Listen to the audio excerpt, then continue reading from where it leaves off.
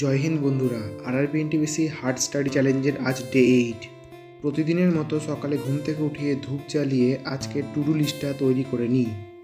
গতকাল রাতে ঘুমোতে একটু দেরি হওয়ার কারণে সকালে ঘুম থেকে উঠতে একটু দেরি হয়ে যায়। সকালে পড়া শুরু করি বায়োলজি দিয়ে এবং পরবর্তীতে স্ট্যাটিক জিকে পোর্শনটাও পড়ে নিই। প্রতিদিন ঘরে পড়াশোনা করলেও আজ হঠাৎ ইচ্ছা হলো ছাদের উপর পড়ার, তাই একটি শতরঞ্জি নিয়ে বই খাতা নিয়ে ছাদে চলে যাই।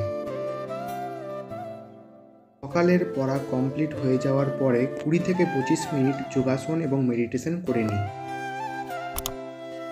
বিকেলের দিকে নিজের হাতে চা তৈরি করে চা খেয়ে সন্ধ্যের পড়ার প্রস্তুতি শুরু করি। প্রথমে রিজনিংয়ের একটি চ্যাপ্টার প্র্যাকটিস করি।